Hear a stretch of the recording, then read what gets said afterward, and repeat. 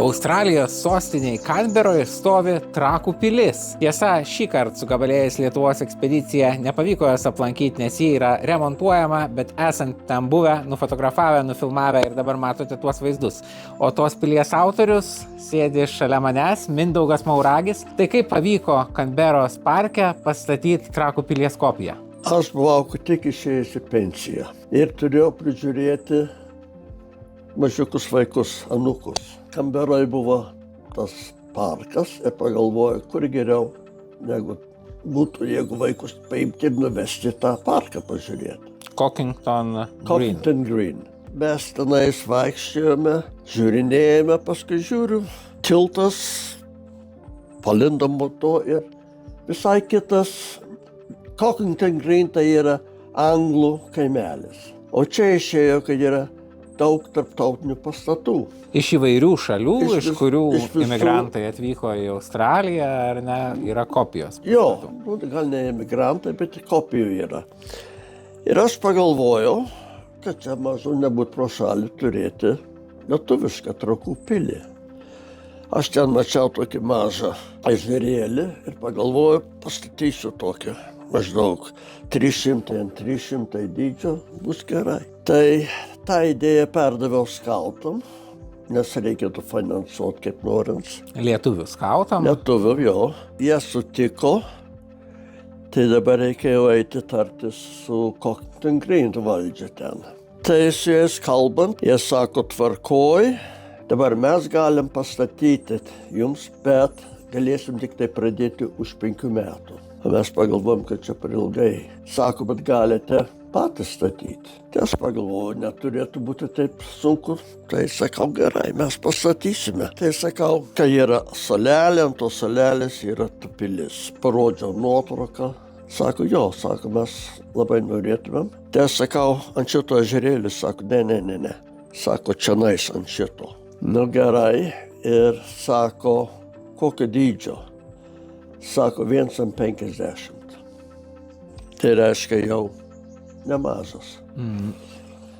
Nu, skautai pasiruošė finansuoti, tai reikėjo su Lietuvių Trakų muziejum susisiekėm, daug nuotraukų gavome. Čia kelintais metais? 2000. Pradžioj. Paskui gavome brėžinius, dabar neprisimenu iš kur, bet visos statybos, kaip jie pradėjo atnaujinti tą pilį, tai jie turėjo brėžinius. Tai viską gavau. Tai reiškia, viskas jau yra čia, tai tik tai statyti. Tai gerai, pirma problema. Dydį žinau, bet kokį materialą. Gerai, čia plytos, tai dar kol kas nežinau, kaip plytas daryti. Akmenis.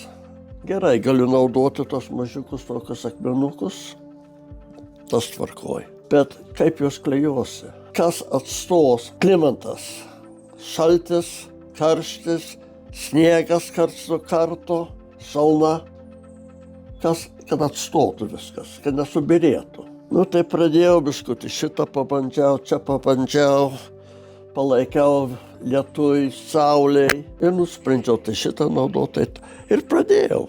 Pastačiau pirmą tą pagrindinę pilį ir viskas buvo daroma pas mane garažą namuose, o po to jie nuvežė pas save. Tai jūs vienas ar buvo skautai kartu, daug žmonių darė? Skautai daug padėjo originaliai ieškoti, kaip sakantas, nuotraukos gauti, ten tos brėžinius ir panašiai. Pradėjo viens kits atėjo, bet štai vieną kartą pabuvo ir daugiau nemačiau. Tai kiek laiko užtruko padaryti? 3 metai.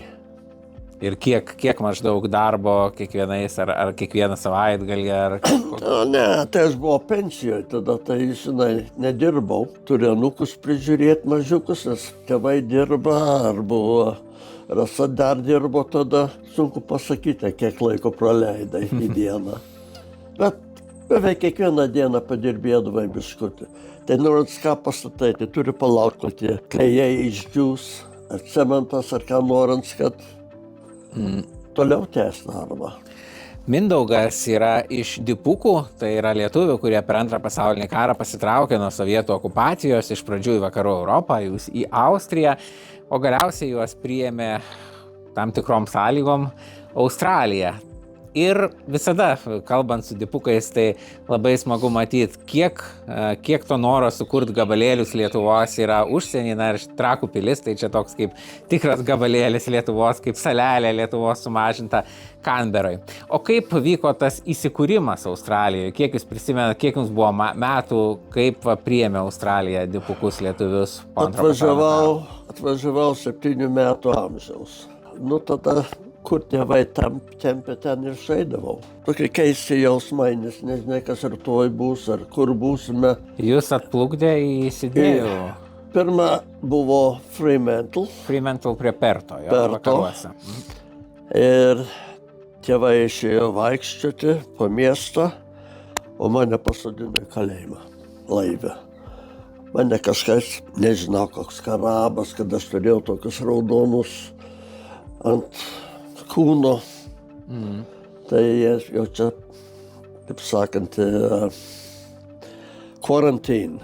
Mane paliko kalėjime, nieko kito nebuvo ant laivų. Tai aš su babyte buvau ten. Paskui išplaukėm iš ten ir maždaug savaitę truko atplaukti į Sidnėjų.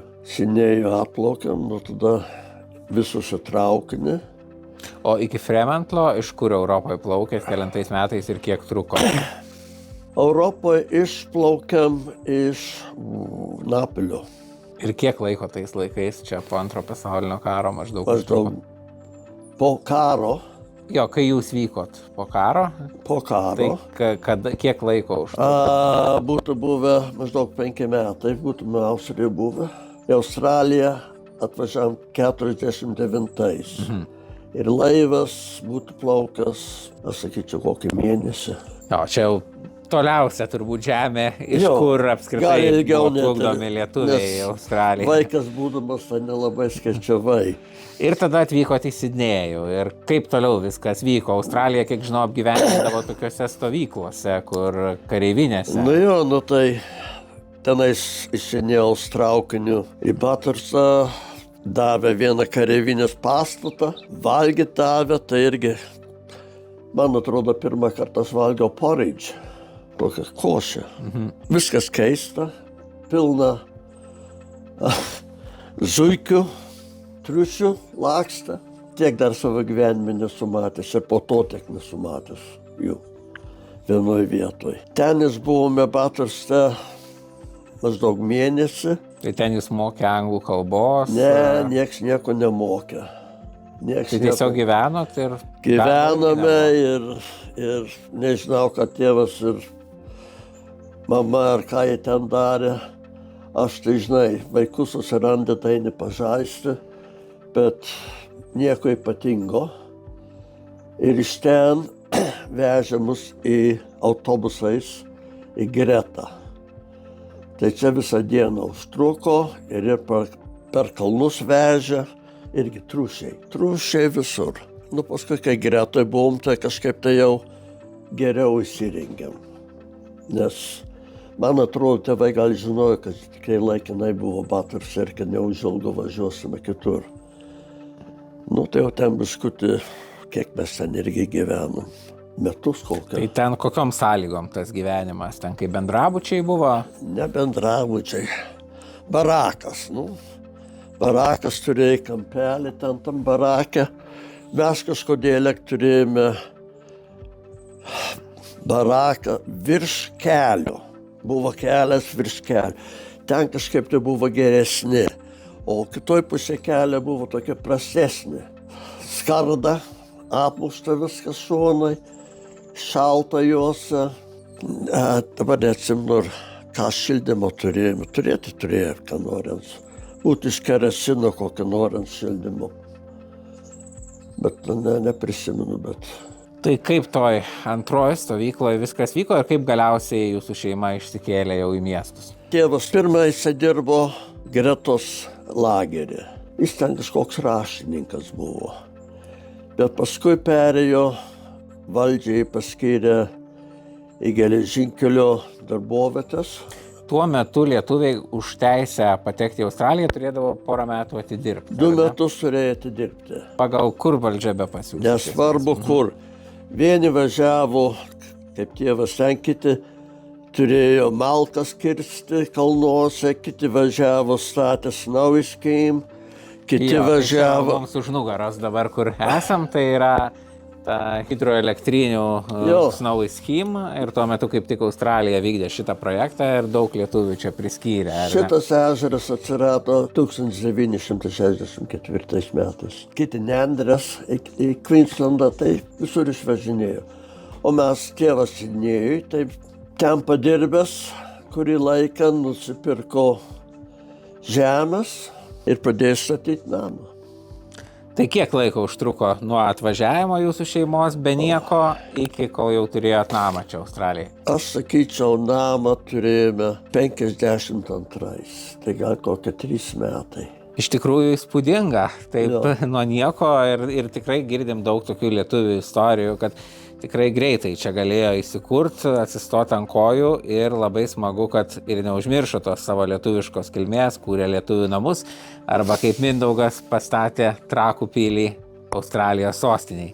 Labai įdomu buvo išgirsti jūsų pasakojimą apie tai, o tiek tą Trakų pilį, tiek kitas Australijos lietuviškas vietas galite rasti Gabalėlį Lietuvos LT enciklopedijoje internetiniai. Ten yra jų nuotraukos ir informacija, kaip jas ras, jeigu keliautumėt po Australiją arba tiesiog pasigėrėt per atstumą, jeigu čia nevyksite. Ačiū.